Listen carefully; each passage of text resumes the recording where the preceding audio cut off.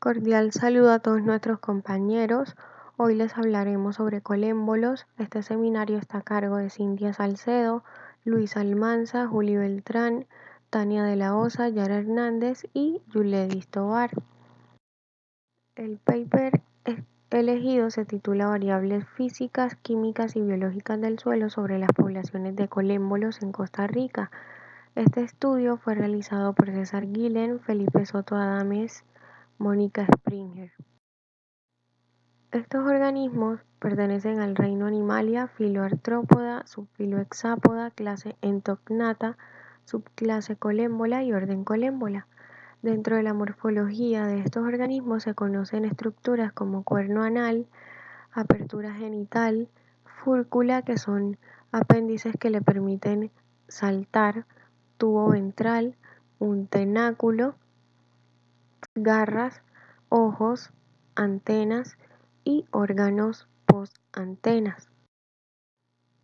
Estos se hallan aproximadamente entre unos 0 a 10 centímetros de profundidad del suelo y son bioindicadores en los suelos agrícolas y en muchos otros. La mayor abundancia de colémbolos se halla en suelos mecanizados, ya que estos presentan gran cantidad de poros y esto les facilita movilizarse. Cabe aclarar que no todas las especies de colémbolos se hallan en todos los tipos de suelo, debido a que estos se asocian a características específicas de estos, como lo son la acidez.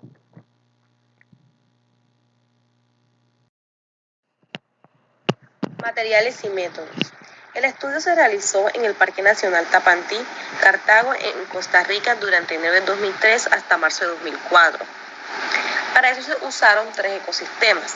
En un bosque primario a 1555 metros sobre el nivel del mar, donde 2 órdenes de suelos predominantes, que son Humid Apludus y Litit Udoltens, y su pendiente varió de 90 a 100%.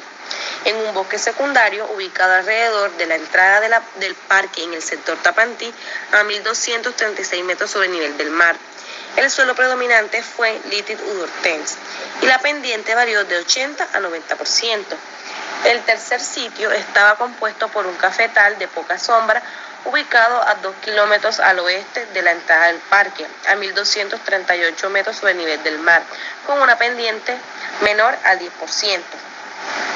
Las figuras 2 y 3 muestran la temperatura, humedad relativa y la precipitación de la zona durante el periodo de estudio, donde la temperatura promedio anual fue de 21 grados. Muestreo y aislamiento. Para cada uno de los 3 ecosistemas se eligió 8 puntos de muestreo. Fueron distanciados de 20 metros y distribuidos en un transecto lineal de 6 puntos y 2 puntos adicionales, que fueron uno a cada lado del centro. En cada punto se estableció una microparcela de 1.5 por 1.5 metros, la cual se muestró aleatoriamente. Este muestreo fue repetido mensualmente durante 15 meses, que fue lo que demoró la investigación. De cada punto se tomó una muestra de 1000 centímetros cúbicos de suelo, la cual fue colocada en embudos de Verles-Tuberqué por 6 días. Estos especímenes fueron recolectados en alcohol de 95% y fueron separados y llevados al estereoscopio. Para la identificación de estos especímenes se montaron series de 10 individuos en portaobjetos como medio Oyer, los cuales fueron identificados a nivel de familia usando la clave de Palacios Vargas. Para la identificación de los géneros y las especies se usaron las claves y descripciones especializadas. Para eso se utilizó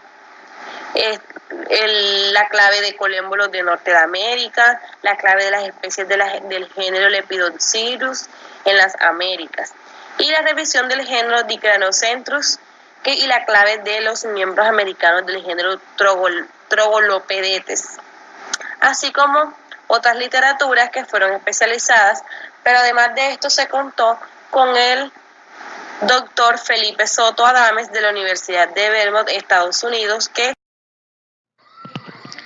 para determinar las condiciones del suelo, una de las variables que midieron fue la resistencia a la penetración en cada una de las microparcelas de los 3 ecosistemas evaluados y mencionados anteriormente.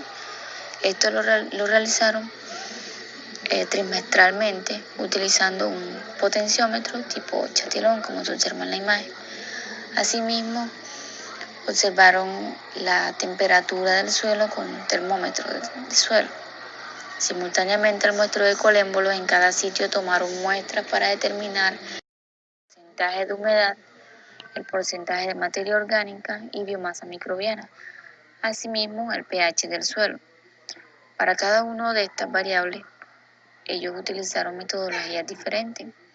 En cuanto a materia orgánica, utilizaron el método de Walker-Black, mencionado por Enríquez y Cabalceta en 1999. Para la determinación del porcentaje de humedad, utilizaron el método de peso diferencial.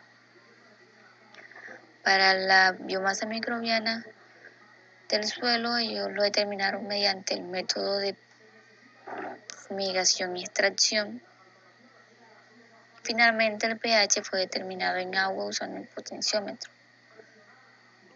Luego de ello, realizaron un análisis estadístico en el que, para hacer el análisis de los datos, usaron correlaciones de Pearson entre las variables físicas, químicas y biológicas. Entre las variables físicas como la temperatura, humedad y resistencia a la penetración. En cuanto a las variables químicas como el pH y biológicas como la biomasa microbiana y la materia orgánica con cada una de las etapas. Y finalmente, para determinar las diferencias entre las variables físicas, químicas y biológicas con los ecosistemas, usaron un ANOVA.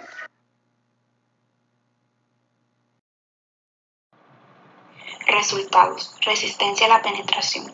Se encontró que la resistencia a la penetración fue significativamente diferente en los 3 ecosistemas evaluados. Como podemos apreciar en la figura, el cafetal fue el ecosistema que presentó los valores más altos de resistencia a la penetración, es decir, que presentó los valores más altos en cuanto a la compactación, principalmente en los años 2003, en enero de 2003 y 2004. Estos datos coinciden con los valores más bajos de precipitación, respectivamente, y humedad relativa. Cabe resaltar que el bosque secundario mostró una resistencia a la penetración intermedia y el bosque primario fue el que presentó la resistencia a la penetración más baja, menor a 0.5 bares durante el mes de julio.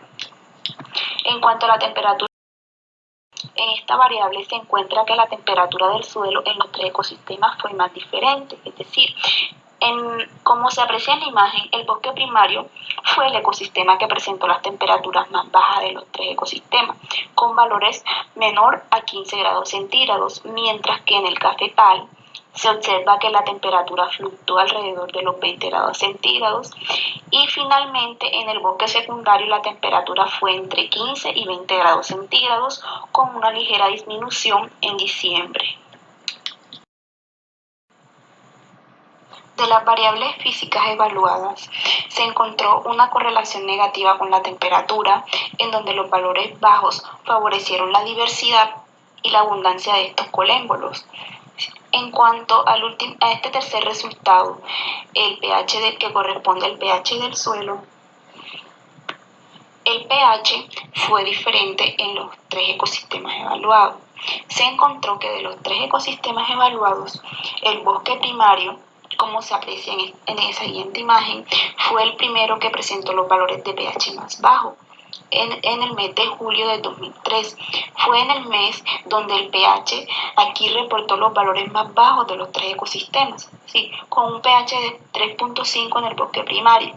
Contrario a lo sucedido en el bosque primario, el cafetal presentó los valores de pH más altos de 4.8 y 5.2 y el bosque secundario presentó un pH de 4.8, que es un valor constante a lo largo de la investigación, excepto en el mes de julio de 2003, que bajó en 0.5 unidades. Cabe resaltar que de todas las variables medidas, el pH fue el que mostró el mayor efecto sobre la colembofauna.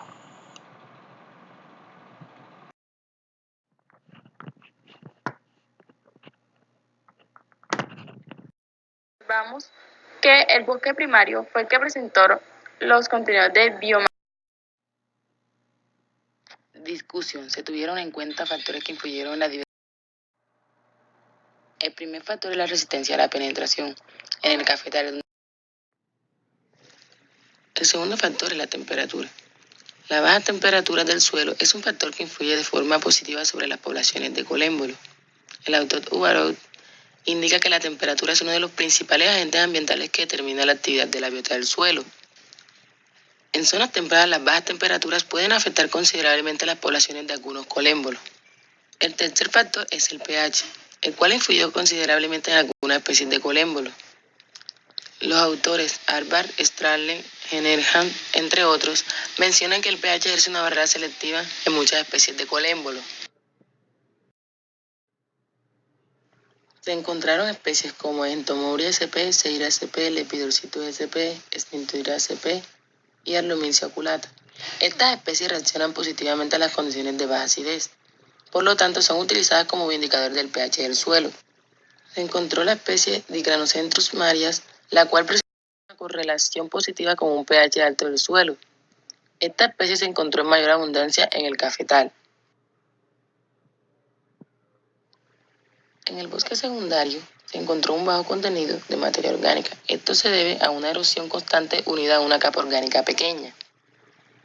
Los autores Kian y Doran, Priya y Smolander encontraron una relación positiva entre los contenidos de biomasa microbiana y la precipitación, pero no con las otras variables ambientales.